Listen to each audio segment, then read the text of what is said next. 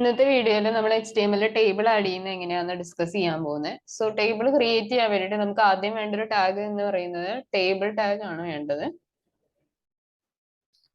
അതിൻ്റെ ഉള്ളിൽ ഇനി നമുക്ക് റോ ആൻഡ് കോളം ആയിട്ടാണ് നമ്മൾ ഡാറ്റ അഡ്ജസ്റ്റ് ചെയ്യാൻ പോകുന്നത്. അപ്പം എന്ന് പറഞ്ഞു കഴിയുമ്പോഴത്തേന് നമുക്ക് ആദ്യത്തെ ഒരു റോ ക്രിയേറ്റ് ചെയ്യണം. ആ റോ ക്രിയേറ്റ് ചെയ്യാൻ വേണ്ടിയിട്ട് യൂസ് ചെയ്യുന്ന ടാഗ് എന്ന് പറയുന്നത് TR ടാഗ് ആണ്. പിന്നെ അതിൻ്റെ ഉള്ളിൽ ആദ്യത്തെ റോ ആയി. പിന്നെ അതിൻ്റെ ഉള്ളിൽ ഇനി നമുക്ക് എന്ത് വേണം?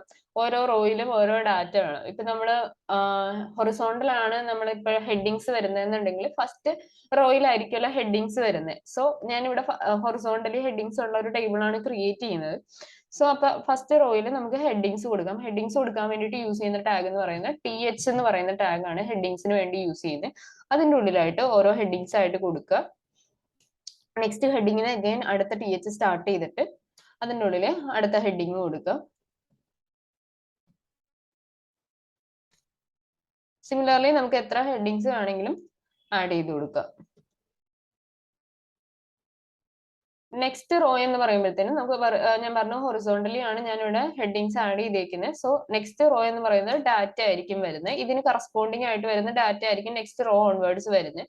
അപ്പൊ അത് കറക്റ്റ് ആയിട്ട് മാപ്പ് ചെയ്തിട്ട് ഡാറ്റ ആഡ് ചെയ്യുക. ഡാറ്റ ആഡ് ചെയ്യാൻ വേണ്ടിയിട്ട് യൂസ് ചെയ്യുന്ന ടാഗ് എന്ന് പറയുന്നത് TD ടാഗ് ആണ് യൂസ് ചെയ്യുന്നത്.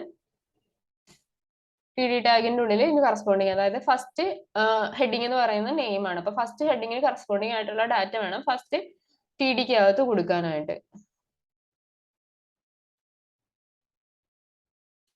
ഞാൻ നെയിമിന് കറസ്പോണ്ടിങ് ആയിട്ട് ഇത് കൊടുത്തു. അതുപോലെ തന്നെ അടുത്ത TDക്ക് അകത്ത് എന്താ കൊടുക്കണ്ടേ? നമുക്കിവിടെ അടുത്ത TDക്ക് അകത്ത് സബ്ജക്റ്റിന് കറസ്പോണ്ടിങ് ആയിട്ടുള്ള ഡാറ്റ ആണ് കൊടുക്കേണ്ടത്.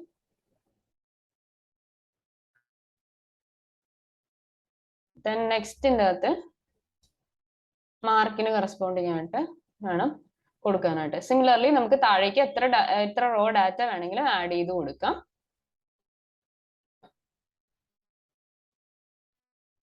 ഞാൻ ഇതിനകത്ത് ഒരു 3 റോ ഡാറ്റ ആഡ് ചെയ്തിട്ടുണ്ട്. നമുക്ക് ഇതിനൊന്ന് ബ്രൗസറിൽ ഓപ്പൺ ചെയ്ത് നോക്കാം.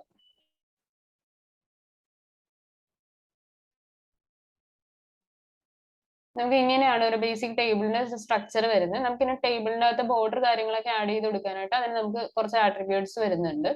അതെന്ന് പറഞ്ഞു കഴിഞ്ഞാൽ ടേബിളിന് ബോർഡർ കൊടുക്കാൻ വേണ്ടിയിട്ട് ബോർഡർ എന്ന് പറയുന്ന ഒരു ആട്രിബ്യൂട്ട് ഉണ്ട്. ബോർഡർ എന്ന് പറയുന്ന ആട്രിബ്യൂട്ട് കൊടുക്കുക. അതിനകത്ത് 3 വാല്യൂസ് ആണ് നമ്മൾ കൊടുക്കേണ്ടത്. ഒന്ന് തിക്നെസ് ആണ്, അത് എത്ര തിക്നെസ് വേണമെന്നുള്ളത് ആ ഒരു തിക്നെസ് സ്പെസിഫൈ ചെയ്ത് കൊടുക്കുക. ദെൻ അതിന്റെ സ്റ്റൈലാണ്, ബോർഡർ ഏതൊരു സ്റ്റൈലിലാണ് വരേണ്ടത് എന്നുള്ള സ്റ്റൈലാണ് നമുക്ക് സെക്കൻഡ് ആഡ് ചെയ്യേണ്ടത്.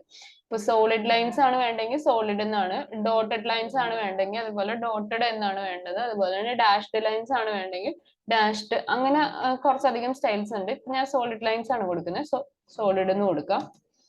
ദെൻ കളർ ഏതാ വേണ്ടതെന്ന് വെച്ച് കഴിഞ്ഞാൽ കളർ കൂടി കൊടുക്കുക. അത്രയാണ് നമ്മൾ ബോർഡറിന്റെ ഉള്ളിൽ കൊടുക്കേണ്ട കാര്യങ്ങൾ എന്ന് പറയുന്നത്. ഇനി നമുക്ക് സേവ് ചെയ്തിട്ട് ബോർഡർ വന്നു നോക്കാം. ഇപ്പൊ നമുക്ക് ബോർഡർ ആഡ് ആയി കിട്ടിയിട്ടുണ്ട്.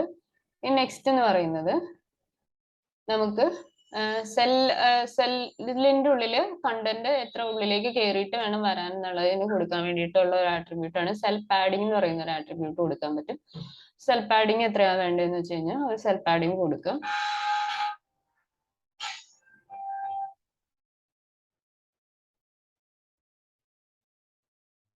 സെൽഫ് പാഡിംഗ് വന്നിട്ടുണ്ട്. ഇനി സെൽസ് തമ്മിലുള്ള സ്പേസ് അഡ്ജസ്റ്റ് ചെയ്യാൻ വേണ്ടിയിട്ട് സെൽ സ്പേസിംഗ് എന്ന് പറഞ്ഞ ഒരു ആട്രിബ്യൂട്ട് ഇവിടെ ഉണ്ട്.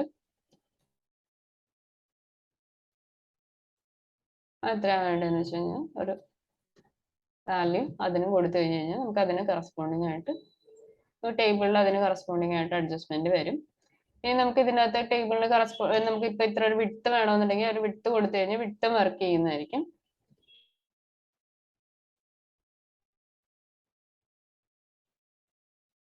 ഓക്കെ, ആ ഒരു വിഡ്ത്ത് നമുക്ക് ആവശ്യമുള്ള അനുസരിച്ച് വിഡ്ത്ത് വരുന്നതായിരിക്കും.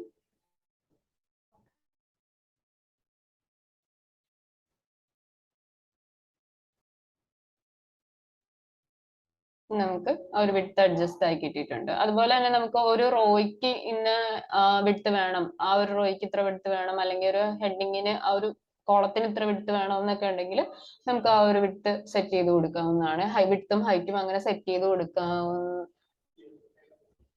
വിഡ്ത്തും ഹൈറ്റും അങ്ങനെ സെറ്റ് ചെയ്ത് കൊടുക്കാവുന്നതാണ്. അത് ഇതിൻ്റെ അകത്ത് ആ ഒരു വിഡ്ത്തും ഹൈറ്റും ആട്രിബ്യൂട്ട് കൊടുത്താൽ മതി. TR ഞാനിപ്പോ ഒരു ഹൈറ്റ് എന്ന് പറയുന്ന ഒരു ആട്രിബ്യൂട്ട് കൊടുത്തു ആദ്യത്തെ ഇതിന്. ഹൈറ്റ് 8 100 വേണ്ട 50 px കൊടുക്കും.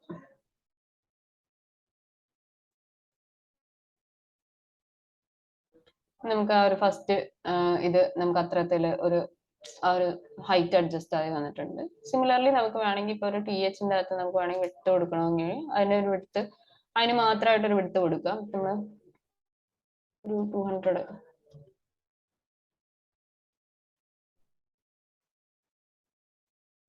നമുക്ക് അതിനനുസരിച്ച് അഡ്ജസ്റ്റ് ആയി കിട്ടിയിട്ടുണ്ട്. ഇത്രയാണ് നമുക്ക് ടേബിളിൻ്റെ അകത്ത് ചെയ്യാൻ പറ്റുന്ന കാര്യങ്ങൾ. കുറച്ച് ബാക്ക്ഗ്രൗണ്ട് കളറൊക്കെ ആഡ് ചെയ്യണമെന്നുണ്ടെങ്കിൽ അതിനൊക്കെ ഉള്ള ഒരു സംഭവങ്ങളൊക്കെ ഉണ്ട്.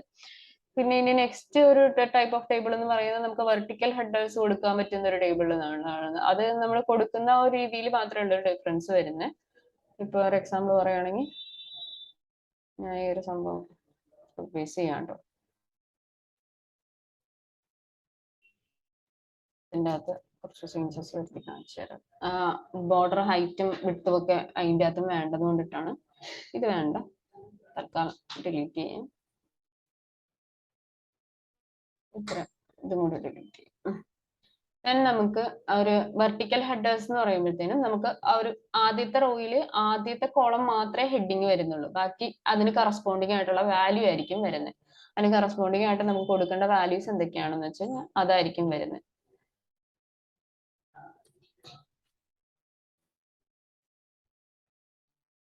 നമ്മൾ സിമിലർലി മറ്റേ അതുപോലെ തന്നെ ക്രിയേറ്റ് ചെയ്യുകയാണെങ്കിൽ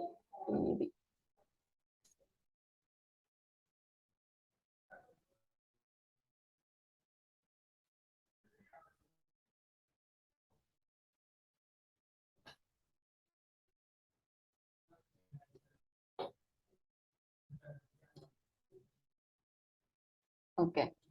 ഇതുപോലെ തന്നെ നമുക്ക് താഴത്തേക്കും കൂടി അതായത് സബ്ജക്റ്റും മാർക്കും കൂടി ആഡ് ചെയ്ത് കൊടുക്കാം. സിമിലർലി നെയിമിന്റെ സബ്ജക്റ്റിന്റെയും അതുപോലെ തന്നെ മാർക്കിന്റെയും റോസ് ക്രിയേറ്റ് ചെയ്തിട്ടുണ്ട്. നമ്മൾ ആദ്യം കൊടുത്തേക്കുന്ന കോളത്തിൽ അതിന്റെ ഒരു ഹെഡിങ് കൊടുത്തിട്ടുണ്ട്. ബാക്കിയുള്ളതിൽ ഡാറ്റയാണ് സെറ്റ് ചെയ്ത് കൊടുത്തേക്കുന്നത്. അപ്പൊ ഇതെങ്ങനെയാണ് വരുന്നത് നോക്കാം. നമ്മൾ നോക്കുവാണെങ്കിൽ താഴെ ഒരു ഇത് ടേബിൾ ക്രിയേറ്റ് ചെയ്ത് വന്നിട്ടുണ്ട്. അതിന് നമുക്ക് എങ്ങനെ വെർട്ടിക്കലി ആണ് അതിന്റെ ഹെഡിങ്സ് വന്നേക്കുന്നത്. അപ്പൊ ഇതിനൊരു ജസ്റ്റ് ഞാനൊരു ഹൈറ്റും കൂടി കൊടുക്കുവാണ്.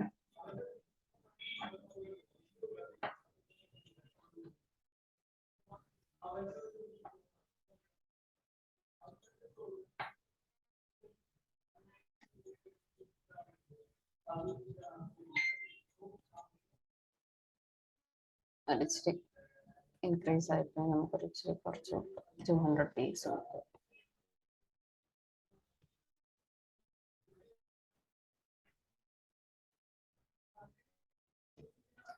ഇങ്ങനെ നമുക്ക് വെർട്ടിക്കൽ ഹെഡേഴ്സ് കൊടുത്തിട്ടും നമുക്ക് എന്ത് ക്രിയേറ്റ് ചെയ്യാൻ പറ്റും, ടേബിൾ ക്രിയേറ്റ് ചെയ്യാൻ പറ്റും. ഓക്കെ, അത്രയാണ് ഇന്നത്തെ വീഡിയോയിൽ വരുന്നത്. ടേബിൾ എങ്ങനെയാണ് ക്രിയേറ്റ് ചെയ്യുന്നത്, അതിന് യൂസ് ചെയ്യുന്ന ടാഗ്സ് ഏതൊക്കെയാണ്, ആട്രിബ്യൂട്ട്സ് ഏതൊക്കെയാണെന്നുള്ള കാര്യങ്ങളാണ് ഇന്നത്തെ വീഡിയോയിൽ ഡിസ്കസ് ചെയ്തത്. Thank you.